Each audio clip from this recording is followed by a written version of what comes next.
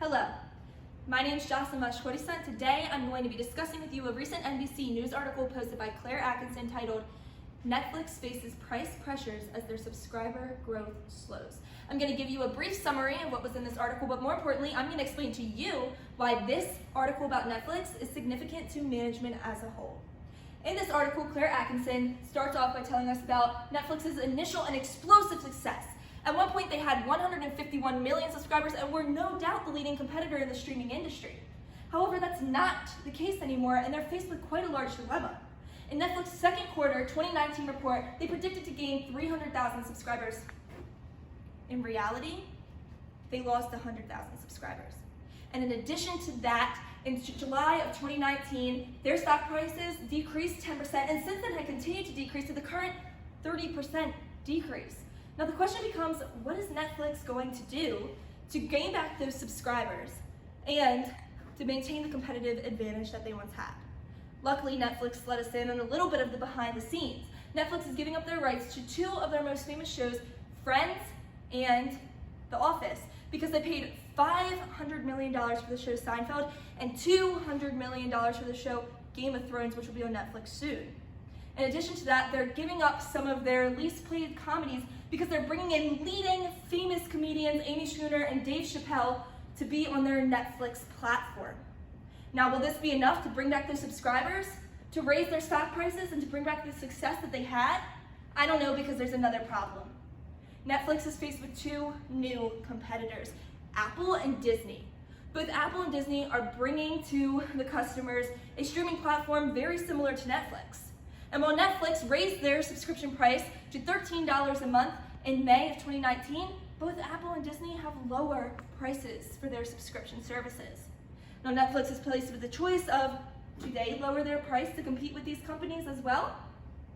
Well, when I first heard this article, I was shocked, I was surprised. I'm a Netflix user myself, and I always thought of Netflix as such a successful company, a big company. How could they be facing these problems?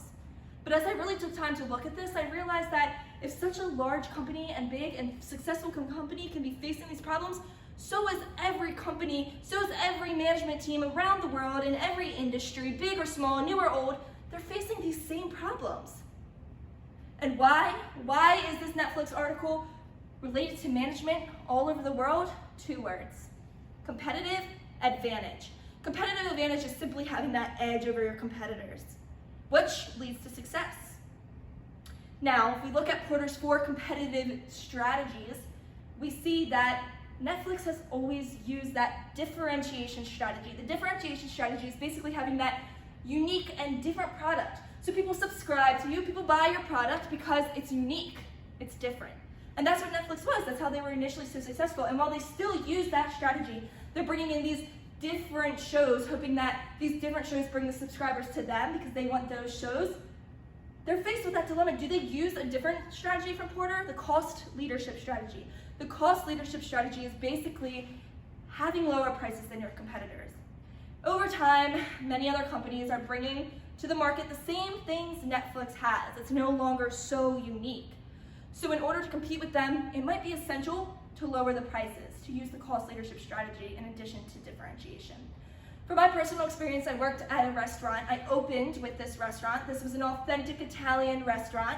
They built this restaurant in a new area, an upcoming area. There were no other restaurants around, and they gave you a $20 pasta meal with endless soup, salad, breadsticks included. It was so successful. However, over time, and they used that differentiation strategy just like Netflix initially, but however, over time, people realized the success in this area, and many more restaurants were built having lower prices than this initial restaurant. And we saw that the company was in debt, and we were barely being able to pay our rent. And what did the restaurant do? Nothing. And what happened 2 years later? It closed down.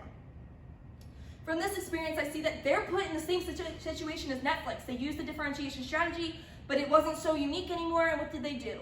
And what they should have done, and what Netflix should do is use that cost leadership strategy, in addition to that differentiation that they may be able to bring in, so that they have prices that are comparable to their competitors. In addition to that, I looked at Miles & Snow's 4 adaptive strategies, analyzers, reactors, defenders, and prospectors, and I saw that Netflix has always been a prospector, just like the restaurant I worked at. Next, a prospector is basically that company that goes out there, they're risk takers, they create the products and bring in the content before the other companies do. And it's successful, and Netflix was successful, that's what they did. And while they're still doing that, Netflix is still going out there and bringing this new content. They're not waiting for Apple or Disney to see what they do. They're bringing in that content before them. They may need to make a change to this. As the restaurant I worked at, they were a prospector, they had this new area, they built the restaurant, they did it before anyone else, but as other restaurants were built, they did absolutely nothing. They saw the success the other restaurants were having with these lower prices, but they did nothing. Now Netflix is seeing the same thing. They're seeing these lower prices, and what I recommend they do is look at what's successful for Apple and Disney with these lower prices and make changes to Netflix based on that. They should be an analyzer. All in all, we see that Netflix is faced with new competitors, and they have the dilemma of what to do to maintain and gain back that competitive advantage. But if you don't take anything else from this article, I hope that you take away that this situation Netflix is put in is faced by management, companies, and every industry all over the world, as every company is trying to gain that competitive advantage. And as for Netflix, we'll have to see what strategies they choose in 2020. Thank you.